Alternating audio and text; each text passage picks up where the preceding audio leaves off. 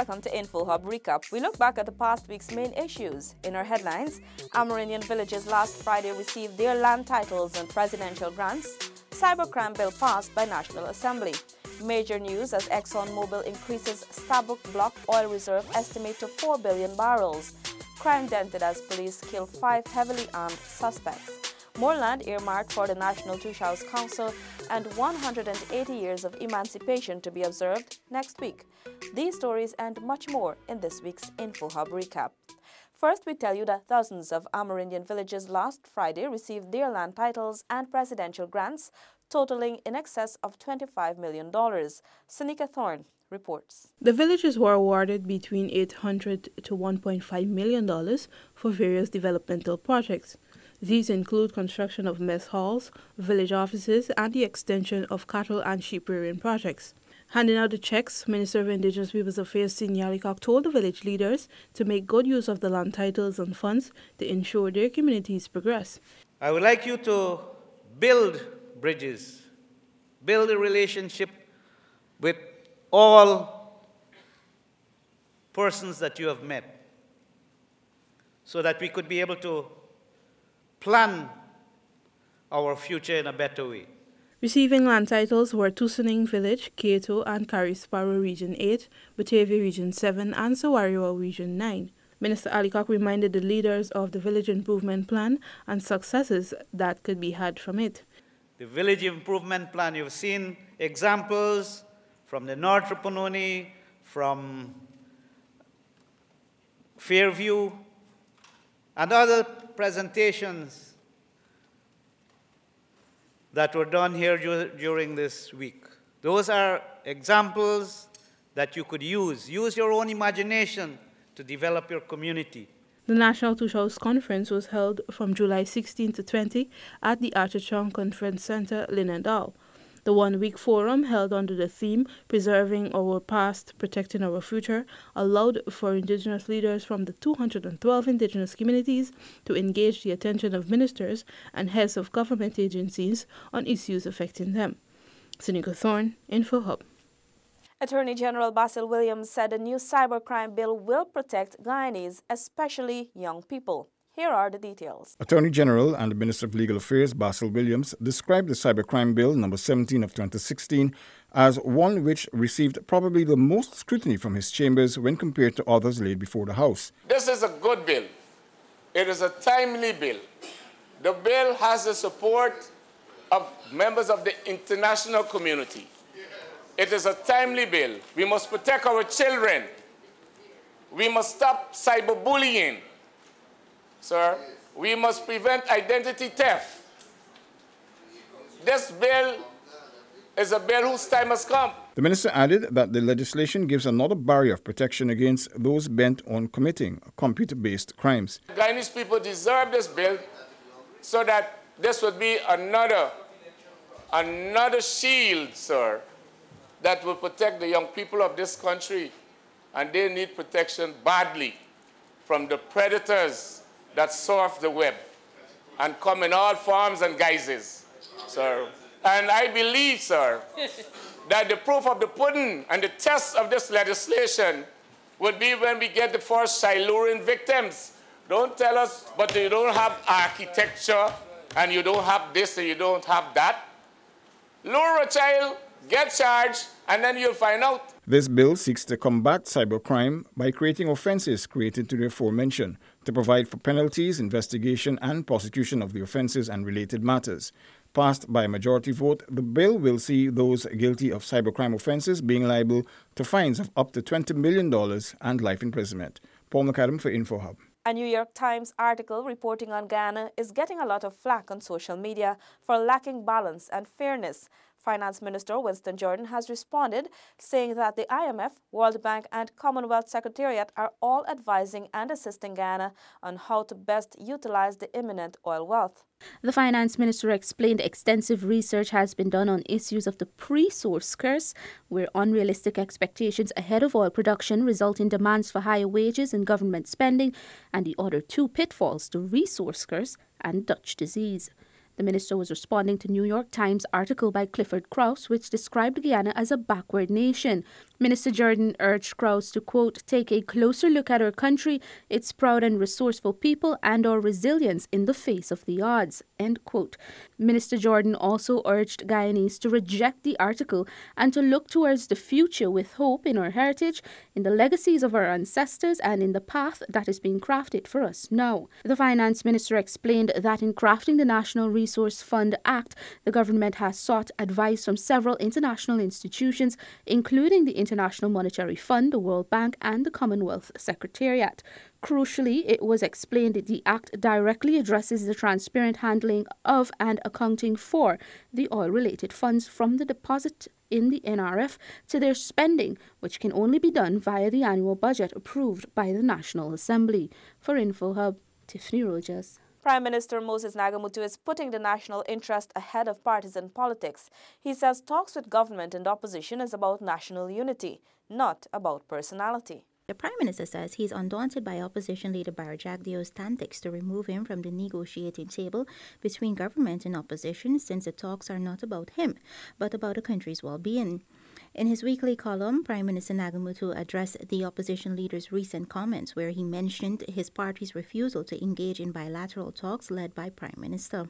The Prime Minister said that he later found out that the opposition leader had disclosed at the meeting that he would not attend talks if the Prime Minister remained head of the government's side. President David Granger has volunteered to lead the government's delegation to these talks. Prime Minister Nagamutu welcomed this decision, describing it as a politically correct move from which Jagdeo would be unable to wriggle out. The veteran politician stated that although disappointed by the opposition's behavior, it is the brutal nature of politics practiced by the PPP to which he has grown accustomed. He stated instead that the record shows that despite him having major disagreements with the competing parties throughout his political career, he has always advocated for the ultimate goal of national unity. Gabriela Patram for InfoHub. CARICOM is adopting a non-deportation stance on Venezuelans fleeing the difficult situations in their country, but Foreign Minister Carl Greenidge says they must enter via legal ports. Here are the details. Those who seek entry, of course, have to establish where they're coming from and that they don't fall into a category that we would regard as problematic. And they are required to enter Guyana by its lawful entry points. Guyana and the wider region has adopted a humanitarian stance, particularly on Venezuelans fleeing the country's economic crisis. The region as a whole is encouraging countries to try and not deport these people or not jail them for immigration infractions, at least in the current era, where there are special problems in Venezuela giving rise to the movement of people. The Ministry of Foreign Affairs has been active in leading national consideration of policy on migration. The ministry is ensuring that it is consistent with international norms and regional concerns. At the international level, the migration crisis has triggered international conferences aimed at agreeing on broad principles and rules to govern the various types of movements of people. For InfoHub, Tiffany Rogers. ExxonMobil later that day made another major announcement, revealing that the oil found in Guyana's waters is now estimated to be over 4 billion barrels, 800,000 million barrels more than the 3.2 billion barrels initially projected. The ExxonMobil-controlled Stabroek Block offshore Guyana is now confirmed to have in excess of 4 billion oil-equivalent barrels. ExxonMobil announced today that it increased its estimate of the discovered recoverable resources from a previous estimate of 3.2 billion oil-equivalent barrels. The company has advanced its evaluation to support a third phase of development and consideration of 2 additional phases. In its statement, the oil giant said the increase follows the completion of testing at the Liza 5 appraisal well, a discovery at Ranger, the 8th discovery longtail into the Turbot area evaluation, and completion of the Bakura discovery evaluation. According to Exxon, Guyana's first development, Liza Phase 1, will use a floating production, storage and offloading FPSO vessel to produce 120,000 barrels of oil per day starting early 2020. Liza Phase 2, targeted for sanctioning by the end of this year, will use a similar vessel designed to produce up to 220,000 barrels of oil per day and is expected to be producing by mid-2022. According to the company's senior vice president, Neil Chapman, continued success in Guyana and progress in other upstream growth projects in the U.S., Permian Basin, Mozambique, Papua New Guinea, and Brazil are giving us an additional confidence in achieving our long-term earnings growth plans that we outlined in March, end of quote. In addition, it was outlined that the Liza Phase 5 well successfully tested the northern portion of the Liza field and along with the giant Payaro field will support a third phase of development in Guyana. The Payaro development will target sanctioning in 2019 and use a FPSO vessel designed to produce approximately 180,000 barrels of oil per day as early as 2023. The Longtail well established the Turbot Longtail area as a potential development hub for recovery of more than 500 million oil equivalent barrels. Additional prospects to be drilled in this area could increase this estimate. The collective discoveries on the Stabroek Block to date have established the potential for up to 5 FPSOs producing over 750,000 barrels of oil per day by 2025. There is potential for additional production from significant undrilled targets and plans for rapid exploration and appraisal drilling, including at the Ranger discovery, said Exxon. The Stabroek Block is 6.6 million acres or 26,800 square kilometers. ExxonMobil's affiliate Esso Exploration and Production Guyana Limited is operating it and holds 45% interest in the Stabroek Block. Hess Guyana Exploration Limited holds 30% interest and CNOOC, Nexen Petroleum Guyana Limited, holds a 25% interest. Paul McAdam with an InfoHub special report. On Tuesday morning, police eliminated 5 heavily armed bandits while they attempted to gain entry to a home at Patterson on the lower east coast of Demerara. When confronted, the bandits opened fire at the police. The police engaged the bandits and took out the entire gang, which included well-known criminal Timothy St. Hill, who was suspected to have assisted several prison escapees last year. Here are the details. The men were identified as Timothy St. Hill, Levi Braffith, Andrew Daly, Ian Ford, and Jermaine Dubé.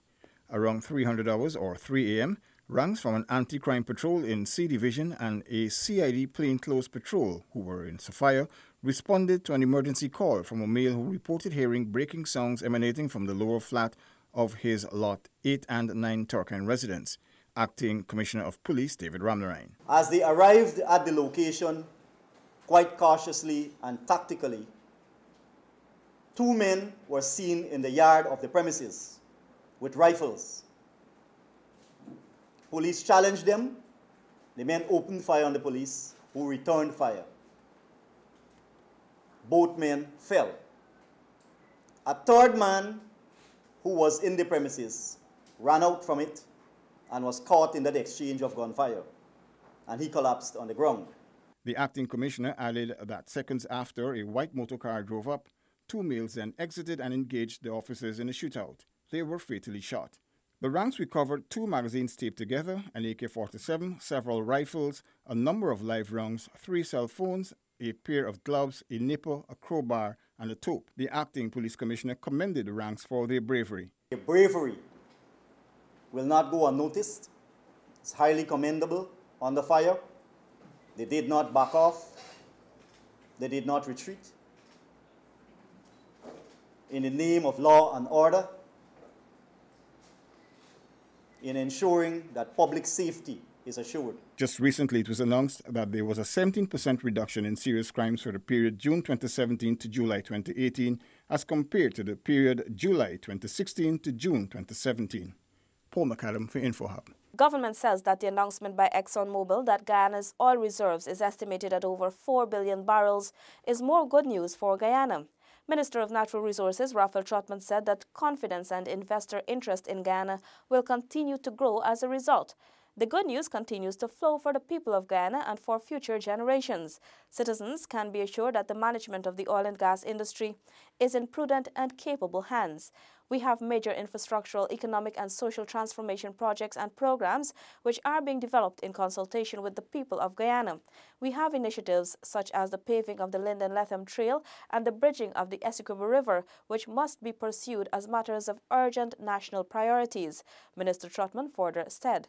The government in a statement said that the soon-to-be-established Department of Energy will work for the efficient development of the resources in the interest of all Guyanese. And in more oil news, ExxonMobil remains bullish as it continues exploration in the Stabroek Block. Tiffany Rogers has more. ExxonMobil's country manager Rod Henson said the company will be doing further exploration in the fields to determine their resource worth. So we've had 8 discoveries so far, and in many of those discoveries, we've only had one well in some of these fields, like Ranger, like Longtail, Snook, or whatnot. And so we really need to learn more about either drill more wells or have more time to evaluate to narrow the range of resource recoverable in each individual field. But because we know there's a lot of interest, we really wanted to get some more data out there. So based on what we know today, we're comfortable to say that it's at least 4 billion barrels if you look at the whole thing total. Henson added Exxon has had unprecedented success with its explorations offshore Guyana in the Stabroek Block. We're quite bullish to continue exploring, to work with the government to evaluate this resource, and that's why we're confident enough to bring in a second exploration drill ship. Later this year, Exxon will introduce its third drill ship to continue exploration in the southwest area of the Stabroek Block. It is expected the company will have 5 developments by 2025. For InfoHub, Tiffany Rogers. On Wednesday, Finance Minister Winston Jordan urged citizens to learn more about oil and gas and get involved in the industry. Here is Sinika's report. You know oil is coming. It's nearer than you think. It's closer than you think. We'll have billboards going out soon to tell you the oil money will soon come. We have all these things to indicate to you. But I want to say you have to prepare yourself to get a piece of this action. This is ours. It is ours to hold and ours to keep. But if we don't prepare ourselves to keep it and to hold it and to benefit from it, others will benefit. Finance Minister Winston Jordan at a recent commissioning of an early childhood center at Leonora. He emphasized the need for citizens to ensure that they are not overshadowed by foreigners looking to invest in the local oil and gas sector. Look at all those people who come into our country. Look at all the hotels that are completely filled. When you look, I told somebody the other day, you could take a flight out of Panama, Copo, and almost 90-something% of the people don't look like me and you. They don't speak like me and you, but they're coming to Guyana. They're coming here. So what is it that they're seeing here? What is it that they're seeing here and doing here that you, our citizens, can see or do? ExxonMobil increased estimate of discovered recoverable resources from a previous 3.2 billion to 4 billion oil equivalent barrels. Cynical Thorne, InfoHub. The largest batch of Guyanese are being trained to work safely in Guyana's oil and gas industry. Tiffany has the details. 40 Guyanese mariners are being trained in occupational safety for work in the offshore oil and gas industry by Edison West Offshore in collaboration with Eldorado Offshore. Eldorado Offshore Director Natasha Jairam Abai said the company plans to double the number of persons trained in the next 6 months. We have 3 additional vessels that are coming in, and we still need to have more persons. So these set here will accommodate for those 3 vessels with additional persons for other positions as well. Eldorado Offshore has more than 100 Guyanese working on board the drill rigs and the Edison West supply vessels. This is the 5th training session facilitated by Edison West. HSE Coordinator Eldon Thompson noted. The course is to train the guys, even though they may be experienced in seamanship or otherwise, the rules and regulations of Edison West Offshore, more safety features like line handling, risk assessments, safe work policies, stop work authority, permit to work and stuff like that. So when they go on board the vessels, they'll be fully aware of what to do and how to do. Edison West Business Development Manager Daniel Lafont said the company has 9 vessels supplying ExxonMobil operations. The company will soon establish offices in Guyana. Our local company name is going to be G Boats Incorporated, which is the G stands for Guyanese, Guyana. And so it's going to have a local office out in Cormaco Street. We're going to have local Guyanese that are now working and manning inside of our office, including one that's responsible for health and safety. 53 Guyanese are employed on Edison West vessels. For InfoHub, Tiffany Rogers. The Ministry of Education and Peace Corps Guyana signed a memorandum of understanding to better deliver education to our young people. Stacey has this report. Minister of Education Nicolette Henry highlighted the document's importance. Without a doubt, this MOU will serve to strengthen capacity and capability of our school system, which involves parents and students and our entire communities.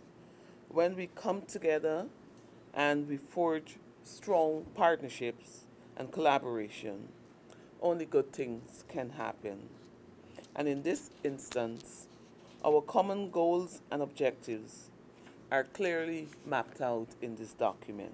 The MOU strengthens the relationship between the agencies with focus on new areas of primary literacy, health and family life education, and the environment. Peace Corps Guyana Country Director Kuri Cobham. This new focus and the MOU we will sign today positions Peace Corps volunteers in roles that well match their interest and expertise, and establishes a new level of collaboration between Peace Corps and the government of Guyana. We are therefore excited to update our partnership today by signing a new MOU with the Ministry of Education. Maintaining the United States commitment to Guyana was the U.S. Ambassador Perry Holloway. As long as the government of Guyana, ministers like Minister Henry, and the people of Guyana want us to be here to cooperate with Guyana, we will be here. As I've also said on a number of occasions, we are, it is the Ministry of Education that leads the education efforts in Guyana. We are simply force multipliers and sometimes catalysts, and we try to be productive catalysts, but at the guidance and following the lead of the Ministry of Education. Since 1966, more than 900 Peace Corps volunteers have served in Guyana under MOUs with a variety of ministries. They currently have 40 volunteers, with 37 new ones to be sworn in on August 15 and begin work in September.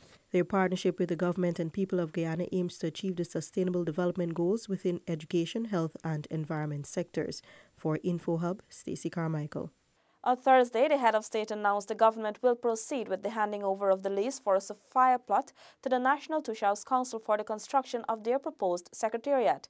Here is Senika Thorne. The move was announced by President David Granger on July 26 during an engagement with the NTC's newly elected chairman and executive members. At the State House deliberations, the president also announced that a large plot of land will be identified for the establishment of a complex that will include dormitories to accommodate Tushaus, conference rooms, and other facilities.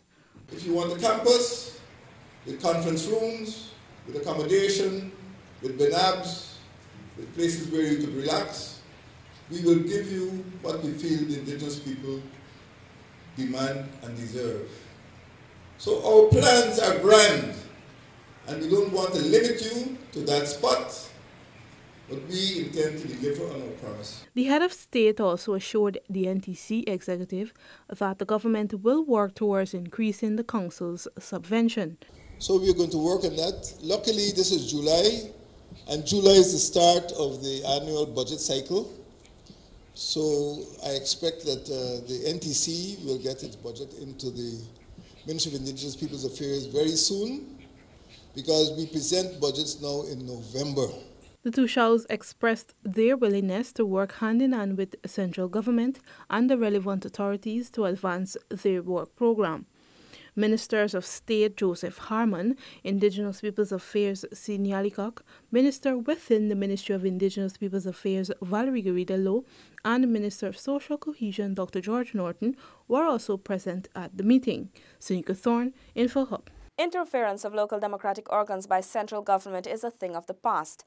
Minister of Communities Ronald Bulkan reiterated this at the inaugural conference of local democratic organs at the Arthur Chong Convention Center. Here are the details. Minister of Communities Ronald Bulkan reiterated this point at the inaugural conference for Local Democratic Organs Conference at the Arthur Chong Convention Center. He described the conference as historic.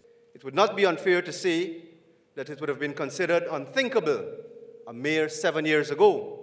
So far removed was the subject of local governance within local government, within the governance architecture.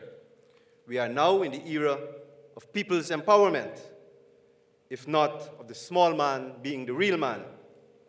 Gone are the days of the micromanager. Gone are the days of control, domination, and intolerable interference by central government. Chairman of the Local Government Commission, Mortimer Mingo, said the event provided the opportunity for consultation between central government and the local democratic organs. This element of cohesion is absolutely essential to ensure harmonization fairness, and equality.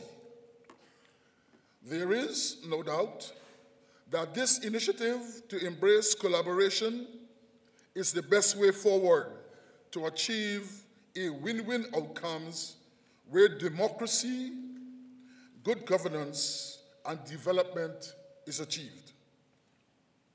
Madam Chair, I wish to posit that no political system is considered complete and democratic if it does not have an effective system of local governance. According to the chairperson of the Regional Democratic Council Region 4, Genevieve Allen, the NCLDO will facilitate the development of local government leadership. Today's conference follows the 2015 conference, which mandated elected local government officials to create a plan of action for regional development, and the National Regional Democratic Consultative Committee's conference in January 2017. For InfoHub, Stefan Gabriel. On Friday, an approximate $7 billion development policy credit agreement was inked between Minister of Finance Winston Jordan and the World Bank. Stacey Carmichael has the details. The signing took place in the Finance Ministry's boardroom between Minister Jordan and World Bank Senior Country Director Pierre Nagy. Minister Jordan explained the approximately $7 billion or $35 million development policy credit will support the country's finance sector. The development policy credit provides financing on the basis of the actions which Guyana has already undertaken with regard to financial and fiscal stability, including the passage of critical legislation to ensure same. It's about what it seeks to put in place in Guyana, particularly in the financial sector. The 4 bills that we passed were very complex pieces of legislation, but were very much needed to modernize the financial architecture in our country. In addition to the legislation already passed to ensure a stable financial sector, including amendments to the Credit Reporting and Insurance Acts, Minister Jordan said modern stock exchange and public debt management legislation will also be passed. These pieces of legislation that we have just passed are critical to, as we say, modernizing the infrastructure. In particular, legislation in relation to the national payment system, which in a country like ours, where liquid dollars is used for most transaction exchange, this particular bill will see over a period of 5 years or so the gradual introduction and gradual less dependence on cash as the sole or almost the sole means of transaction in the country. The World Bank director said that the credit seeks to stabilize Guyana's financial sector. The latest legislative acts that were passed right at the time for this agreement, and really this was a significant effort on the part of the government. So we're very pleased and looking forward to continue doing more of these and help the Guyanese people address the many challenges too. It is also envisioned, Minister Jordan noted, that the amendments to the Bank of Guyana and Financial Institution Acts will strengthen the central bank's tools for dealing with commercial banks. For InfoHub, Stacey Carmichael. Minister of Public Infrastructure David Patterson had a first-hand look at maintenance works on the Linden-Aichuni-Kokwani Road. Renetta LaFleur was there and filed this report. In May, the Guyana Geology and Mines Commissions awarded 6 road contracts valued over $650 million for the maintenance of several roads, including the Linden-Aichuni-Kokwani Road. However, the projects were delayed due to intense rainfall that made the road impassable and works impossible. Minister of Public Infrastructure David Patterson. I had at that time explained and apologized for the late start, but I confirmed and I came to that the contractors had started. And the plan that we had in place, as you would have seen, is several heaps of laterite and stockpile that you would see now amongst them. We've been stockpiling all of 2017 with the real idea that whenever we would give a contractor and it would be right there at the road, so therefore we'll be able to maintain it immediately all year round, so therefore there'll be no delays. So we had everything in train, Somehow or the other we dropped the ball. I mean, collectively, I'm not going to blame anybody because all are consumed. So the idea was, but we're going to do that in 2019. The road is the main artery not only for residents but for logging and timber concessions. Minister Patterson stated that the long-term plan is to transform it into a concrete road. We do have a long-term goal of making it an all-weather road. I mean, asphaltic, concrete, whatever it is, rigid or flexible, so that it could be traversable by all users when it rains, during all types of weathers. So, but that obviously is something we have to work towards. I mean, the studies have been done. It's just a question of financing, which we're working on. Minister Patterson also met with Ituni residents to hear their concerns and share his 2019 plans for their community. Following concerns raised, he pledged his support to improve drainage, to provide tires for the ambulance, and address the garbage situation. He also assured that the other issues raised, which pertained to other ministries, will be relayed to the relevant ministers. Renetta Lafleur for InfoHub. The countdown to the 180th Emancipation Observances has begun. The government and the Berbice Association of African Groups will host Emancipation Day celebrations on August 1 at the Union Village Sports Complex in Quarantine, Berbice. President David Granger will attend and the public is invited. You have been watching InfoHub Recap, where we share the past week's top stories. Goodbye.